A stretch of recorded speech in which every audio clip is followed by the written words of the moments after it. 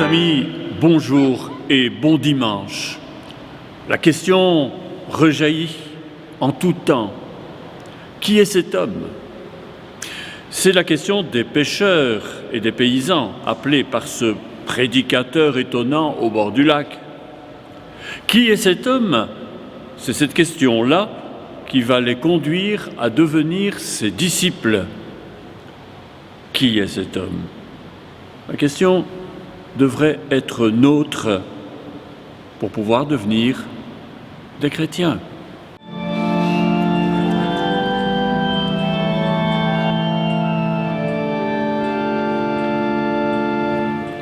Les mots que tu nous dis surprennent nos attentes. Et qui es-tu, Jésus, pour nous parler ainsi?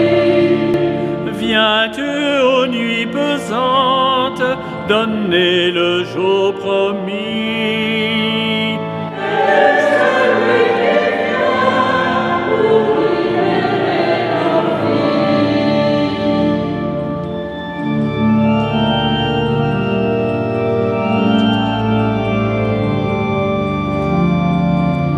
Les mots que tu nous dis sans cesse nous appellent. Qui es-tu, Jésus, pour nous parler ainsi? Sont-ils bonnes nouvelles qui changera nos vies? Et celui qui vient pour libérer nos vies. Qu'est-ce que cela veut dire? Qui est cet homme? La question traverse les récits évangéliques. Elle justifie même leur rédaction. Loin d'être un récit narratif et biographique, ils sont un témoignage de croyants qui veulent engager le lecteur-auditeur dans leur manière de percevoir les paroles et les gestes de ce prédicateur guérisseur nazaréen. Qu'est-ce que cela veut dire? Qui est cet homme? Tout le récit est orienté vers ce questionnement pour conduire l'auditeur à faire sienne l'affirmation finale de l'évangile de Marc, la confession de foi du centurion de Rome. Celui-là était vraiment fils de Dieu.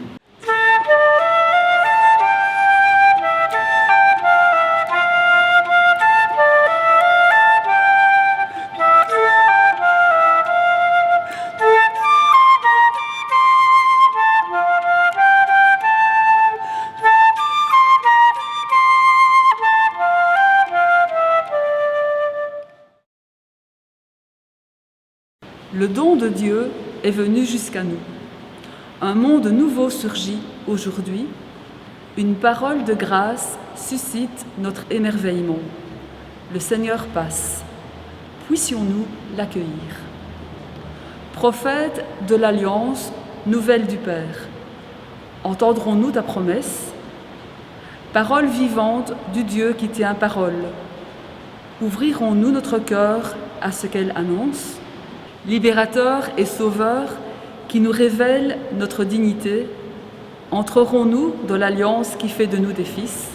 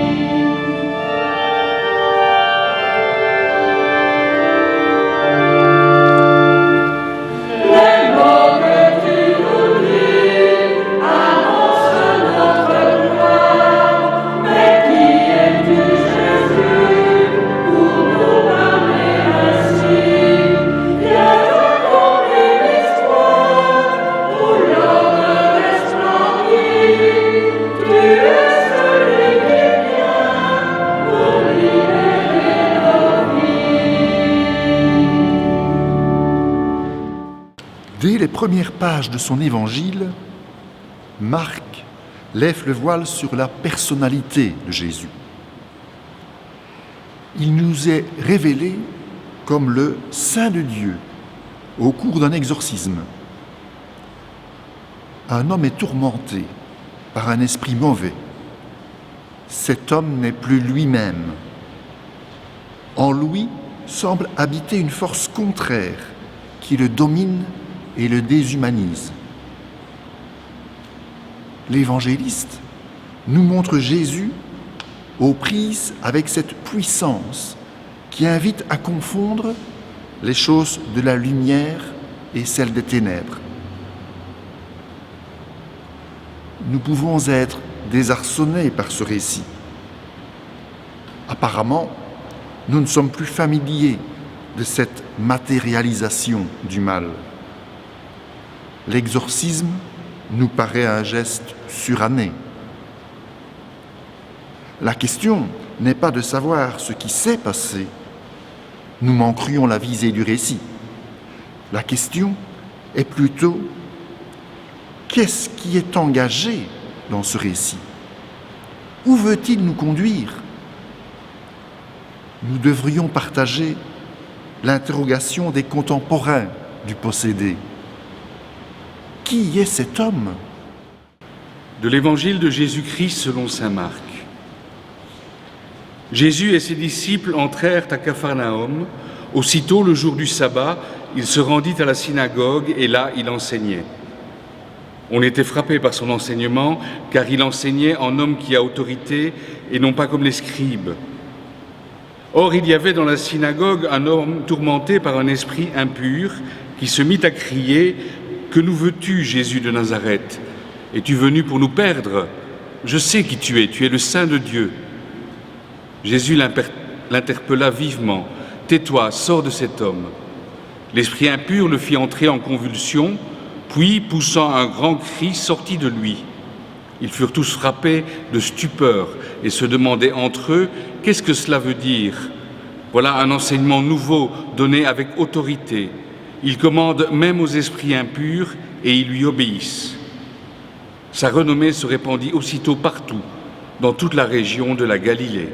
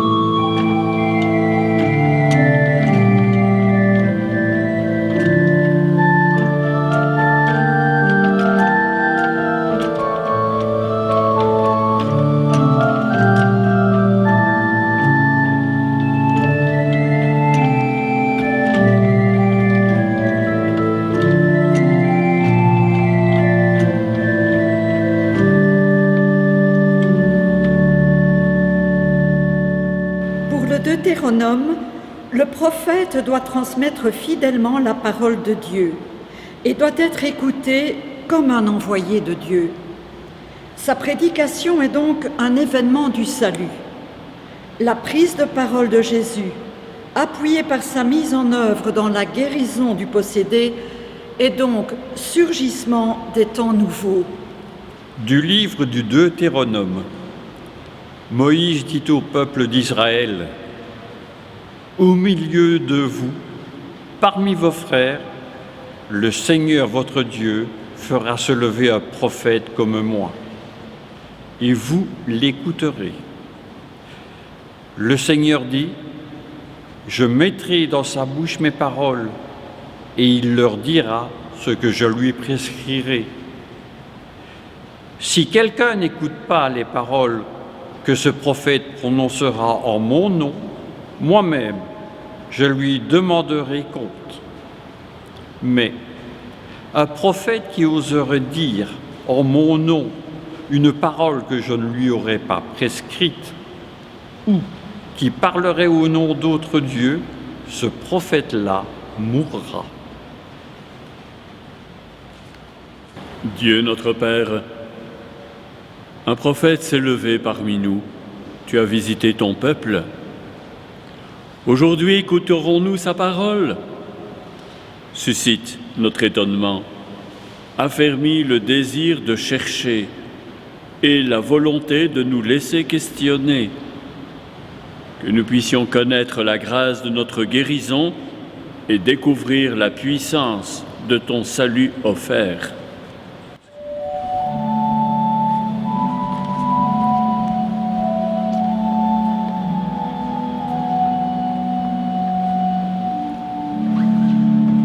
Aujourd'hui, ne fermez pas votre cœur, mais écoutez la voix du Seigneur.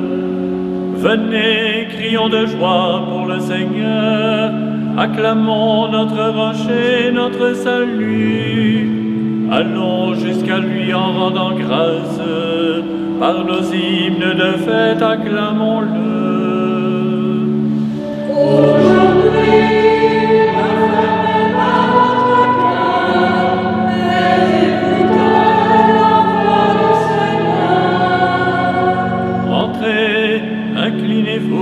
Prosternez-vous, adorons le Seigneur qui nous a fait.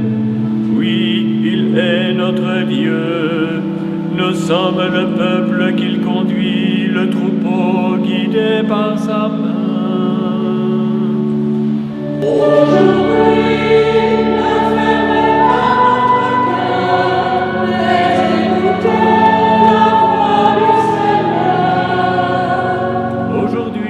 Écouterez-vous sa parole? Ne fermez pas votre cœur comme au désert, comme au jour de tentation et de défi, où vos pères m'ont tenté, provoqué, et pourtant ils avaient vu mon exploit.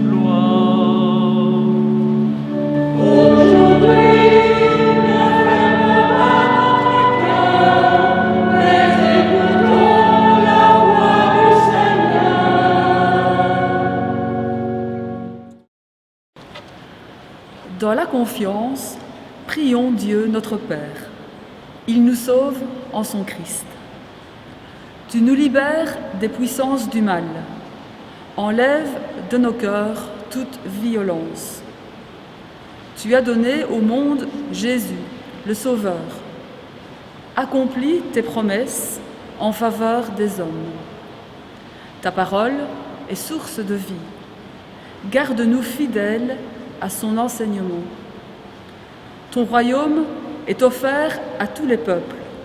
Suscite au milieu de nous des prophètes pour l'annoncer.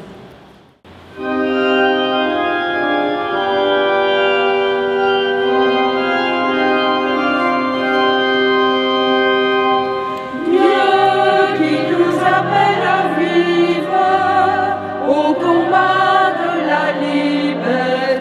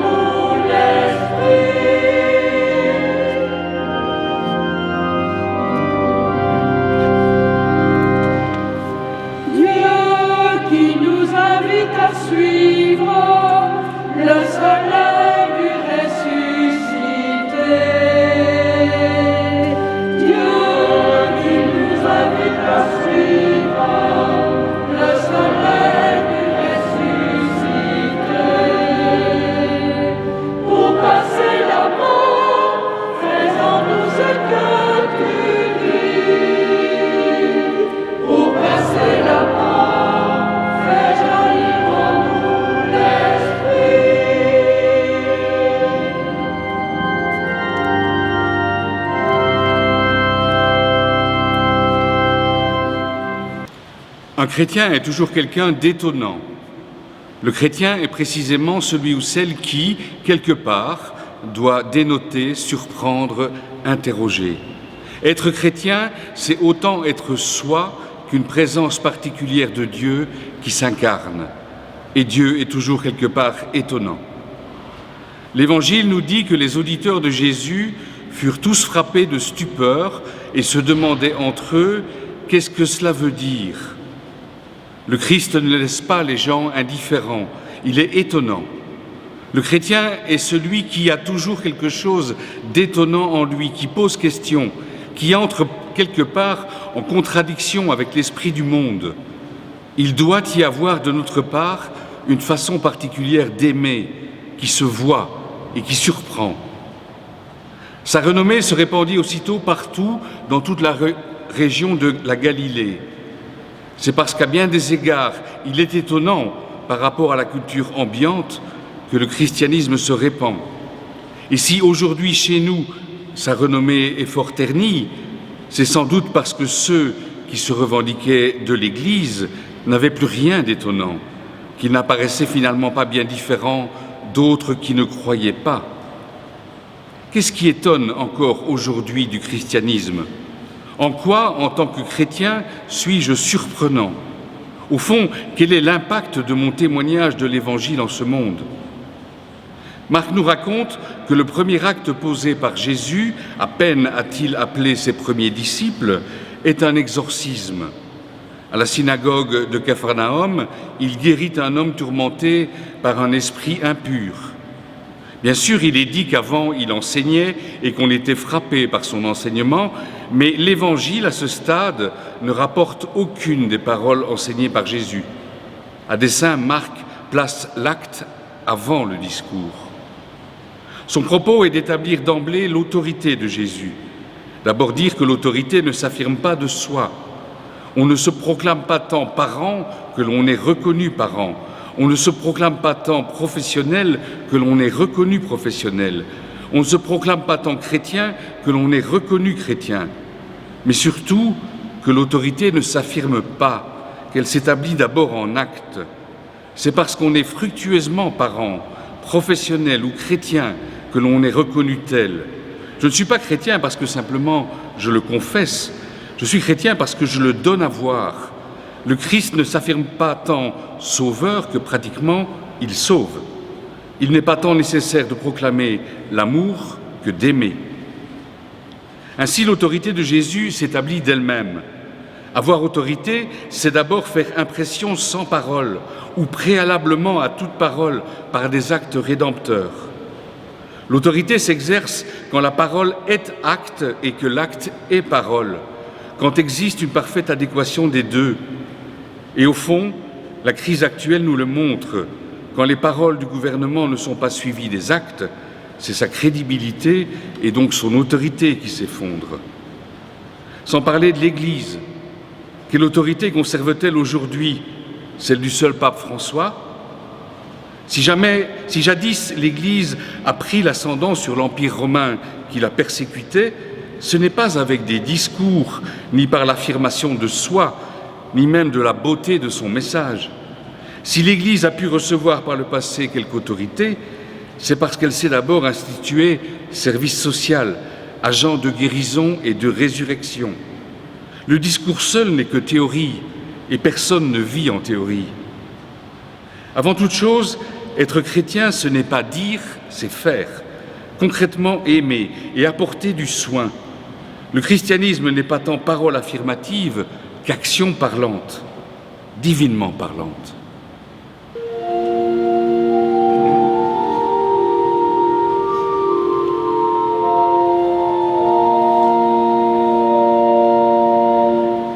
C'est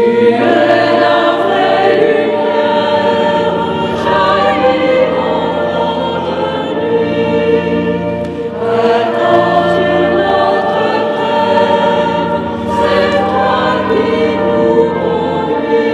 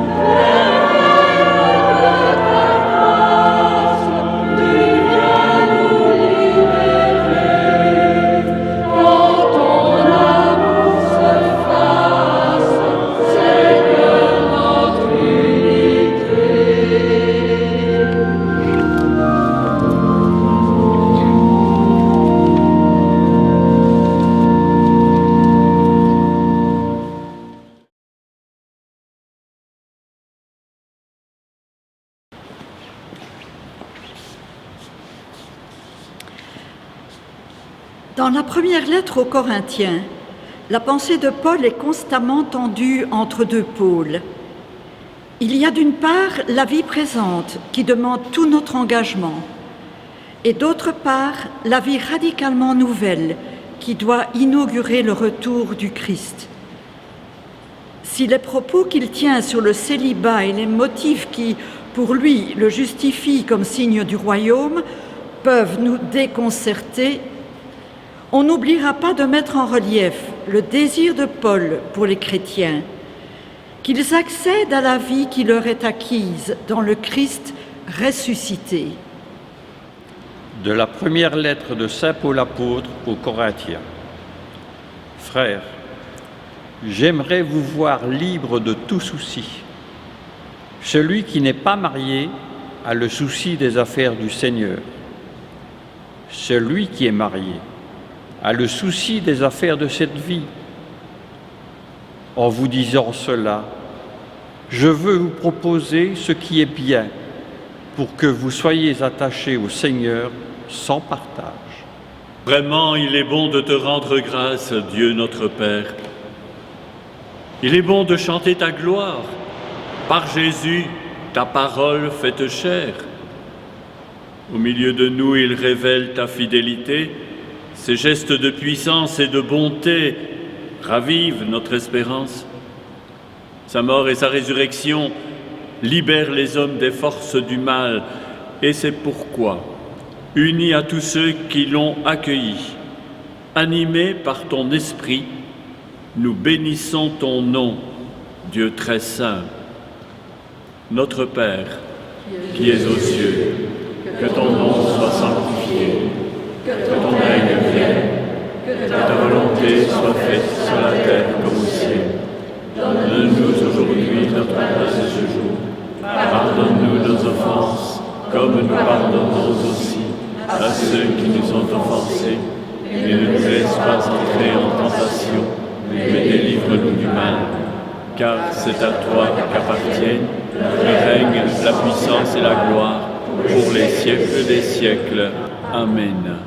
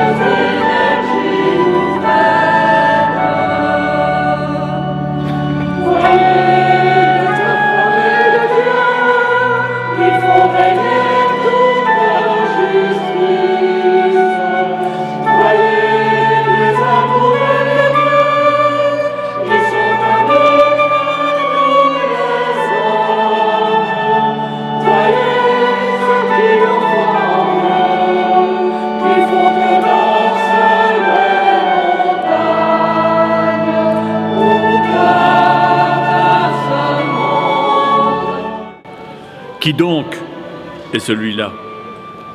Chers amis, Laissez-vous questionner, laissez-vous interroger et surgir au cœur même de votre vie de tous les jours, quelle qu'elle soit, là dans vos souffrances, dans vos questions, dans votre désespoir peut-être même pour certains.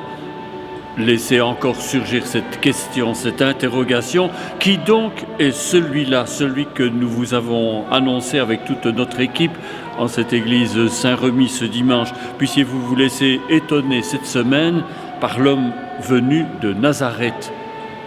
Bonne semaine à vous, à dimanche prochain. Les orgueilleux n'ont plus d'un trône. Voyez les douces qui sont vainqueurs. Ils ont la force des colombes. Au cœur de ce monde, le souffle de l'esprit fait retentir le cri de la bonne nouvelle. Au cœur de ce monde, le souffle